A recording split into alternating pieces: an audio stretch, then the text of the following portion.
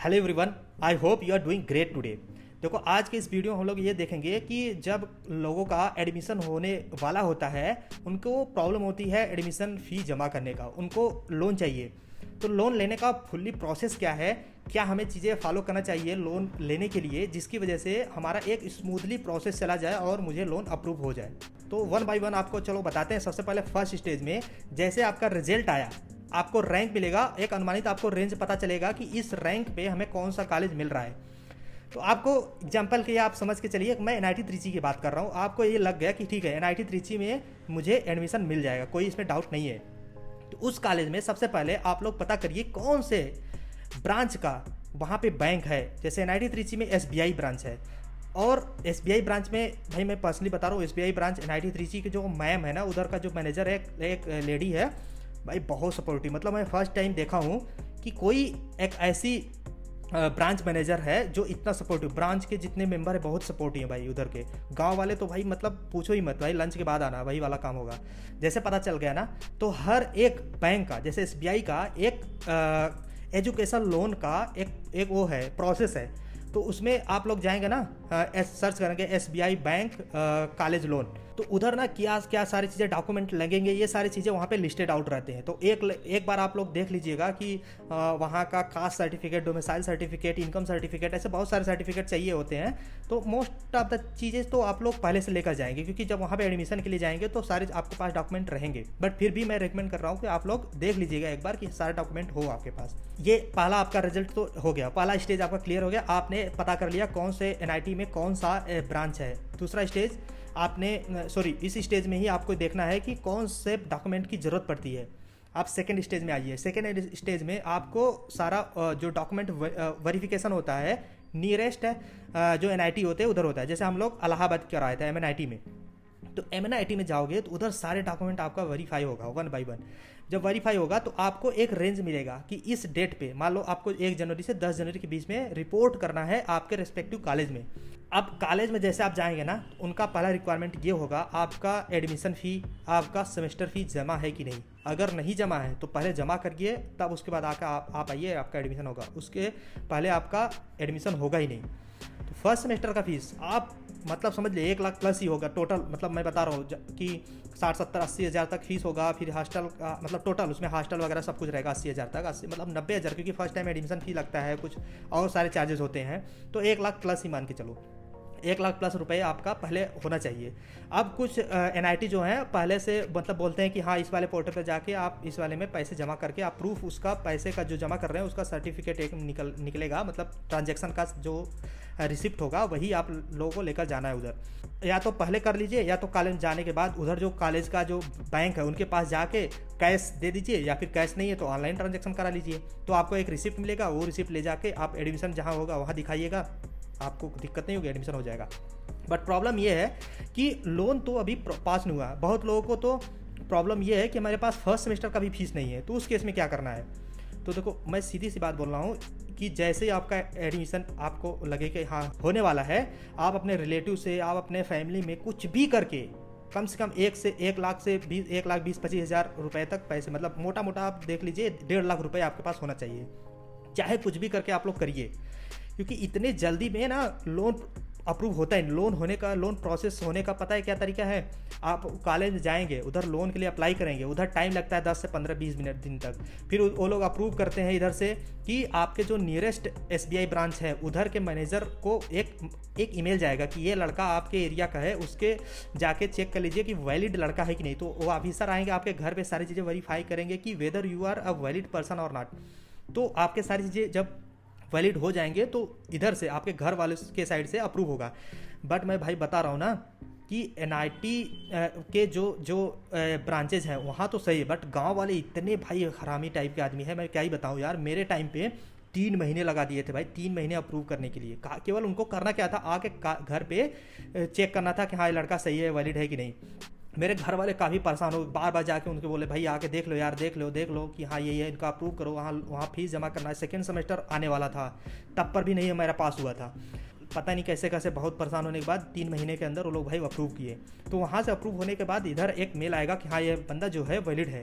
तो वहाँ पे जब वैलिड बंदा मिल जाएगा आपको, तो NIT वाले जो है आपको अप्रूव कर देंगे लोन अप्रूव होते ही आपका सारा क्लियर हो गया मैटर। मतलब अब फीस केवल आपको जाके बताना है कि हाँ मेरे इस सेमेस्टर कितना फीस है, आप जमा कर दीजिए या फिर मेल कर दीजिए, तो आपको फीस जमा वो ऑटोमेटिक कर देंगे वो लोग, आपको कुछ नहीं करना है।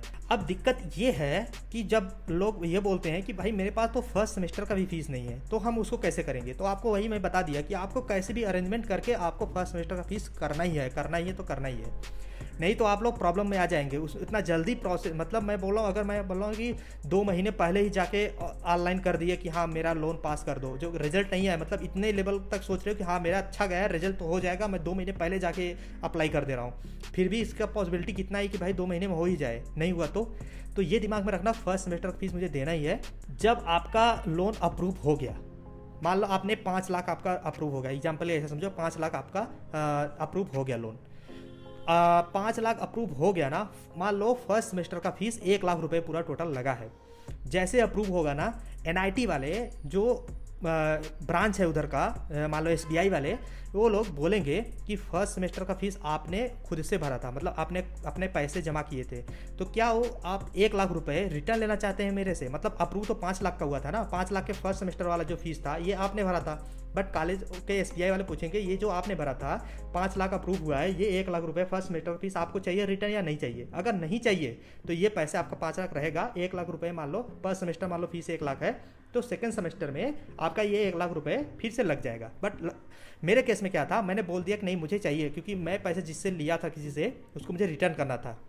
तो SBI वाले मुझे वो 1 लाख रुपए रिटर्न किए थे, हालांकि 1 लाख नहीं था, वही 90,000 के अराउंड था कुछ, तो वो मुझे रिटर्न हुआ था उतना पैसे, जितना आपका फर्स्ट में फीस लगेगा सारा वो आपका रिटर्न होगा। बट ये रिटर्न होने का मतलब ये नहीं आपका हो गया, मतलब ये अभी 5 लाख अप्रूव हुआ था, 5 लाख में आपका 4 लाख बचा है, मतलब आप फर्स्ट सेमेस्टर से 1 लाख रुपए माइनस में चले गए, मतलब आपको 1 लाख रुपए उसको देने हैं SBI को, फर्स्ट सेमेस्टर हो गया। फिर हर सेमेस्टर में उसने मान लो 1 लाख दिया, 2 लाख, 3 लाख, 4 लाख, ऐसे 5 लाख सारे खत्म हो गए। तो अभी के लिए आप 5 लाख आपको पैसे पूरे रिटर्न करने हैं। अब ये रिटर्न करने का प्रोसेस क्या है इसको हम बताते हैं। रिटर्न करने का प्रोसेस देखो बहुत ही ईजी है और बहुत ही मतलब इंटरेस्टिंग। मैं अपना केस बता रहा हूँ, मेरे केस में क्या हुआ था, मैं बोल दिया था कॉलेज SBI वालों को मेरा इंस्टॉलमेंट कर दो 10,000 का, तो 10,000 का इंस्टॉलमेंट हुआ था। अब सोचो मेरा जो फीस लगा था 10,000 कर करके हर महीने कट रहा था, मेरे साथ तो हुआ था। अभी अब आगे वालों के साथ होगा कि नहीं भाई इसका मैं श्योरिटी नहीं ले रहा हूँ, बट मेरे साथ हुआ था, मैं वो बता रहा हूँ। हर साल 35 से 40 हज़ार रुपये इंटरेस्ट आता था मेरा। अब जो इंटरेस्ट आता था ना, जब फरवरी मंथ आता, जनवरी या फरवरी 2 वाले मंथ में जो भी इंटरेस्ट मेरा लगा है सारे इंटरेस्ट को ना SBI रिटर्न कर देती थी। मतलब 35,000 रुपये मेरे अकाउंट में सेम दोबारा आके उसको सेटल कर लेता था।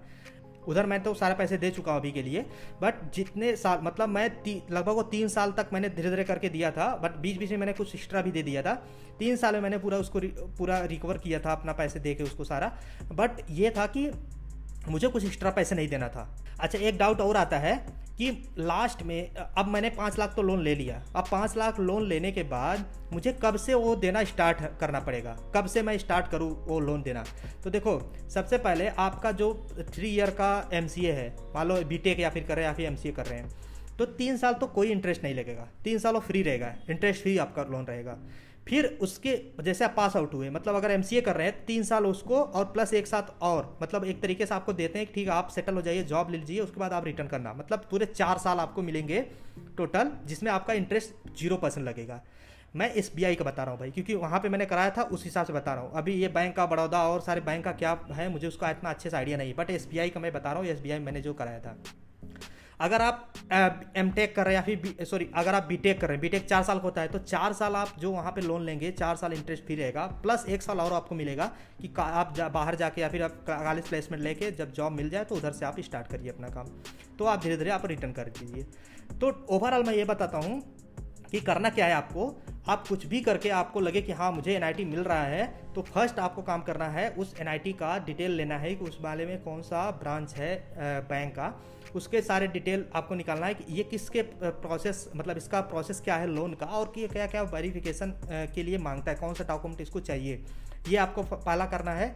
और दूसरा कि आपको फर्स्ट सेमेस्टर का फीस खुद से अरेंजमेंट करना है। अब ये फर्स्ट सेमेस्टर फीस चाहे कैसे भी हो सके, कुछ भी करके आप करिए, बट आपको करना ही तो करना ही है कि जैसे ही आपका एडमिशन फर्स्ट सेमेस्टर हो जाए, आपको अगर लोन चाहिए उसी टाइम पे याद रखना, उसी टाइम पे आपको जाना है जो एनआईटी के उधर कॉलेज में, जो एनआईटी के जो ब्रांच है बैंक का, उधर आपको एक लोन का फॉर्म मिलेगा। उसको फॉर्म आप लेकर फिल करके उसको सबमिट भी कर देना उधर, क्योंकि उसको जितना डिले करोगे इधर लोन को अप्रूव होने में उतना ही डिले होगा। तो इसको जितना जल्दी से जल्दी करना उतना ही आपके लिए ज़्यादा सही है। तो ये वाला काम तो जरूर कर लेना कि जाके उधर फॉर्म फिल करके उसको सबमिट कर देना।